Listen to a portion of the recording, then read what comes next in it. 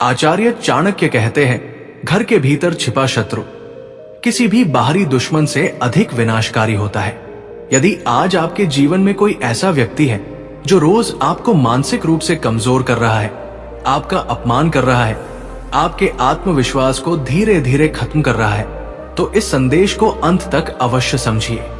चाणक्य हमें चेताते हैं कि जीवन के सबसे घातक आघात वे नहीं होते जो बाहर से आते हैं, बल्कि वे होते हैं जिनकी जड़ें हमारे अपने घर में होती है। जिस प्रकार शरीर में प्रवेश करने वाला रोग आरंभ में कोई संकेत नहीं देता, उसी प्रकार घर के भीतर मौजूद नकारात्मक व्यक्ति भी शुरू में दिखाई नहीं देता। वह चुपचाप आपकी ऊर्जा, आपका आत्मसम्मान और आपकी मानसिक शक्ति को खोखला करता रहता है, और आपको समझ ही नहीं आता कि आप भीतर से टूट क्यों रहे हैं। ऐसे समय में चाणक्य कहते हैं, जागो, अपनी स्थिति को पहचानो।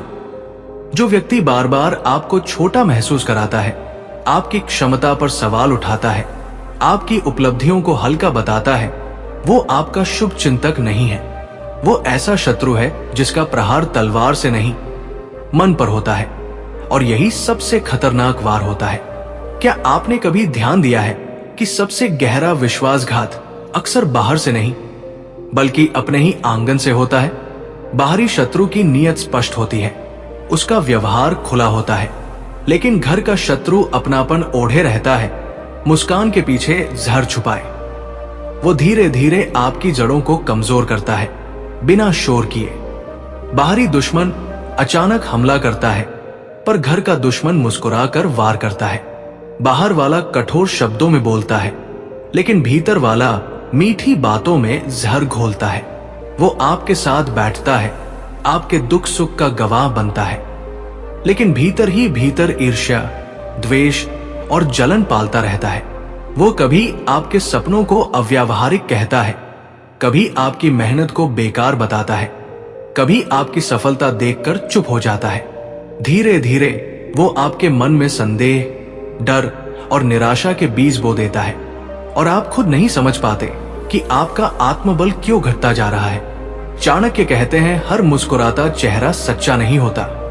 कई बार जो लोग सबसे पास होते हैं वही सबसे अधिक नुकसान पहुंचाते हैं। उनके शब्दों की मिठास और व्यवहार की सहजता एक पर्दा होती है, जिसके पीछे छिपा होता है ईर्ष्या से भरा मन।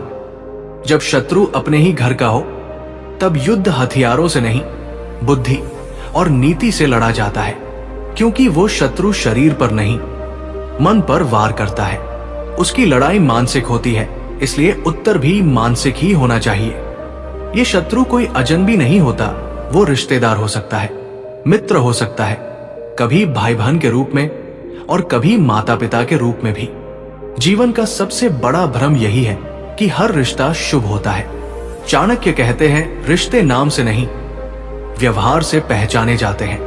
कई बार जिनसे हमें सहारे की उम्मीद होती है, वही हमारे पैरों में बेड़ियां बन जाते हैं। कभी दोस्त मजाक के नाम पर आपकी क्षमता पर चोट करते हैं, कभी रिश्तेदार तुलना करके आपको छोटा महसूस कराते हैं, कभी भाई बहन ईर्ष्या में कमी निकालते हैं, और कभी माता पिता अपने डर या सामाजिक दबाव में आपकी उड़ान रोक देते हैं। घर का शत्रु आपकी अच्छाई को ही आपके खिलाफ इस्तेमाल करता है। आप चुप रहते हैं, वो इसे डर समझता है। आप सहन करते हैं, वो इसे कमजोरी मानता है। आप भरोसा करते हैं, वो उसी भरोसे से आपको चोट पहुंचाता है। चाणक्य की नीति कहती है, हर चुप्पी कमजोरी नहीं होती। चुप्पी दो प्रकार की होती है, एक डर से उपजी चुप्पी और दूसरी रणनीति से भरी चुप्पी। डर की चुप्पी आपको तोड़ती है, लेकिन समझदारी की चुप्पी आपको अजेय बनाती है। जब आप बिना बोले सब समझने लगते हैं, हर चेहरे के पीछे छिपे भाव को पहचानने लगते हैं, तब आपकी चुप्पी आपकी ढाल बन जाती है। जब शत्रु घर के भीतर हो, तो पहला कदम युद्ध नहीं, निरीक्षण होता है। उसकी नीयत को समझो, उसके शब्दों के पीछे छिपे अर्थ को पहचानो। देखो, क्या वह आपकी सफलता में प्रसन्न होता है या असहज?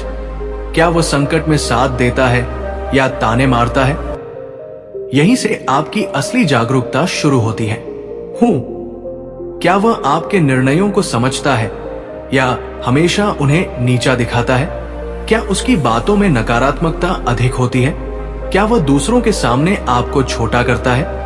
जब वो तुम्हारी सफलता पर ताने मारे, तुम्हारे सपनों का मजाक उड़ाए या तुम्हारी मेहनत को तुच्छ दिखाने की कोशिश करे, तो सतर्क हो जाओ। ये साफ संकेत है कि वो तुम्हारा हित नहीं चाहता, और जो तुम्हारा भला नहीं चाहता वो चाहे किसी भी रिश्ते का लबादा पहने, असल में दुश्मन ही है। चाणक्य कहते हैं कि व्यक्ति की पहचान उसके शब्दों से होती है। जो आपकी प्रगति का सम्मान करता है वो अपना है, जो आपकी प्रगति से जलता है वो शत्रु है, जो आपकी मेहनत को देखता है वो आपका साथी है, जो आपकी मेहनत को छोटा करता है वो आपके विरुद्ध है। ऐसे छिपे शत्रुओं से निपटने संगीत के लिए चाणक्य ने 8 अचूक और खतरनाक चालें बताई हैं, जो युद्ध की रणनीति से कम नहीं। अब शुरू होती है चाणक्य की वो नीति जो इतिहास में राजाओं को बचाती थी, साम्राज्य बनाती थी और शत्रुओं को परास्त करती थी। चाल 1, भावनाओं का किला बनाओ। घर का दुश्मन सबसे पहले आपकी संगीत भावनाओं की दीवार पर हमला करता है। क्यों? क्योंकि उसे पता होता संगीत है कि आप उसे ना नहीं बोल पाओगे, उसे टोक नहीं पाओगे। ये चाल सबसे बड़ी और सबसे घातक होती है, क्योंकि घर का शत्रु जानता है कि भावनात्मक रिश्ता आपका सबसे कमजोर बिंदु है। वो जानता है कि संगीत आप उसे अपमान करने से रोकने में हिचकिचाएंगे। वो जानता है कि आप उसे ठेस पहुंचाने से डरोगे। वो जानता है कि आप रिश्ता टूट जाएगा, कि डर से अपनी बात नहीं रखोगे। वो बार बार आपके आत्मविश्वास पर, आपके सपनों पर, आपकी इज्जत पर प्रहार करेगा। उसका लक्ष्य होता है आपको मानसिक रूप से तोड़ना, क्योंकि युद्ध तब जीतना आसान हो जाता है जब शत्रु पहले से टूटा हुआ हो। लेकिन चाणक्य का सूत्र क्या है? यदि तुम्हारी भावनाएं स्थिर हैं, तो संसार की कोई भी ताकत तुम्हें हिला नहीं सकती। भावनात्मक स्थिरता सबसे बड़ा कवच है। यदि कोई आपको अपमानित करता है और आप विचलित नहीं होते, तो उसकी चाल उसी क्षण विफल हो जाती है। इसे कैसे करें? खुद को इतना मजबूत बनाओ कि उसकी हर एक चोट, हर एक ताया, हर एक अपमान तुम्हारी शक्ति बन जाए। उसकी नकारात्मकता को अपना ईंधन बना लो। जब वो ताना मारे कि तुम कुछ नहीं कर सकते, तो उसी आग में तप कर ये साबित कर दो कि तुम कुछ भी कर सकते हो। जब वो तुम्हें रोकने की कोशिश करे, तुम उसी क्षण आगे बढ़ने का निश्चय करो। जब वो तुम्हें छोटा दिखाए, तुम उसी पल अपने भीतर महानता जगाओ। उसकी चोटें तुम्हें कमजोर नहीं, इस्पात जैसा मजबूत बनाएंगी। चाल 2, चुपके से जीतो। ये चाल बेहद सूक्ष्म और शक्तिशाली है। घर में हमेशा कुछ लोग ऐसे होते हैं जो तटस्थ होते हैं, ना आपके पक्ष में ना उसके पक्ष में। चाणक्य कहते हैं इन्हें जीतो। लेकिन कैसे? जोर से नहीं, बहस से नहीं, प्रचार से नहीं। इन्हें जीतने का मार्ग है आपका आचरण। अपने व्यवहार में सच्चाई रखो, अपने कर्म में ईमानदारी रखो, अपने शब्दों में नम्रता रखो। जब वे तटस्थ लोग देखेंगे कि गलती आपकी नहीं है, जब वे देखेंगे कि अपमान आप नहीं कर रहे, जब वे देखेंगे कि आप शांत रहकर भी सही काम कर रहे हैं, तो वे स्वयं आपके पक्ष में बोलने लगेंगे। चाणक्य कहते हैं यदि न्याय के लिए आपको खुद चिल्लाना पड़े, तो लोग आपको गलत समझेंगे। इसलिए अपने आचरण को इतना स्पष्ट, इतना उज्जवल, इतना सत्य रखो कि लोग स्वयं आपके समर्थन में खड़े हो जाए। ये एक साइलेंट विक्ट्री है। चाल 3, शांत घड़ी की प्रतीक्षा। ये धैर्य का खेल है। चाणक्य साफ कहते हैं हर शत्रु एक दिन अवश्य गलती करता है। घर का शत्रु ये मान बैठता है कि मैं जीत रहा हूं, मेरी बात चल रही है। ये व्यक्ति डरता है और इसी घमंड में वह अपनी सबसे संगीत बड़ी गलती करता है। पर उससे पहले आपको शांत रहना है। आपको प्रतिक्रिया नहीं देनी। आपको उसके हर कदम को ध्यान से देखना है। जब वो अपनी झूठी छवि के साथ सामने आए और जब उसकी छवि में दरारें पड़ने लगे, तब आप एक ही वार में उसकी सारी चालें उजागर कर सकते हैं। लेकिन वो पल सिर्फ धैर्यवान को मिलता है। चाल 4, शांतिपूर्ण विभाजन। The silent exit. शत्रु को सबसे ज्यादा चोट कब लगती है? जब आप उसे नजरअंदाज करते हो। ये चाल बिना तलवार चलाए दिया जाने वाला वार है। आप बिना कुछ कहे, बिना कोई हंगामा किए धीरे धीरे उससे दूरी बना लो। उसे लगना चाहिए कि आप उसकी बातों, उसके व्यवहार से बिल्कुल अप्रभावित हैं। आप खुश हैं, आगे बढ़ रहे हैं। बहस नहीं, बयानबाजी नहीं, बस इतना कीजिए कि आपके जीवन से वो इंसान धीरे धीरे गायब हो जाए, जैसे कभी रहा ही नहीं। ये साइकोलॉजिकल डिस्कनेक्ट उसे अंदर तक हिला देगा। अब इस विचार को समझो, जब आप किसी से लड़ते हो वो मजबूत होता है, जब आप बहस करते हो वो सक्रिय रहता है, लेकिन जब आप चुपचाप दूर हो जाते हो तो उसे एक ऐसा खालीपन मिलता है जो उसे भीतर तक तोड़ देता है। घर का शत्रु यही चाहता, संगीत, है कि आप प्रतिकार करें ताकि उसकी लड़ाई जारी रहे। लेकिन जब आप ये लड़ाई ही समाप्त कर देते हैं तो उसका अस्तित्व कमजोर पड़ने लगता है। शत्रु आपकी ऊर्जा चाहता है, आपका ध्यान चाहता है, आपकी प्रतिक्रिया चाहता है, आपकी भावनात्मक भागीदारी चाहता है। पर जब उसे कुछ नहीं मिलता, ना विवाद, ना बहस, ना शिकायत, ना सफाई, तो वो स्वयं टूटने लगता है। यही है शांतिपूर्ण विभाजन का वास्तविक विज्ञान।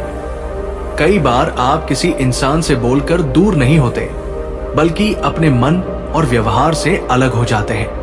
वो व्यक्ति आपकी जीवन, संगीत, ऊर्जा से कट जाता है। जब आप किसी के लिए अपने भीतर से दरवाजा बंद कर देते हो तो वो व्यक्ति चाहे कितना भी समीप रह रहा हो, वास्तविकता में आपके जीवन से बाहर जा चुका होता है।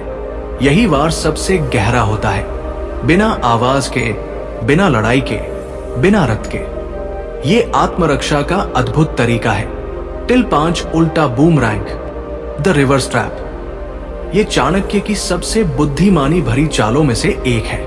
अगर कोई आपके बारे में झूठ फैलाता है, आपको बदनाम करता है, तो सीधा जवाब देने में कई बार नुकसान होता है। इसकी जगह क्या करें? उसकी ही चाल को उसके खिलाफ इस्तेमाल करो।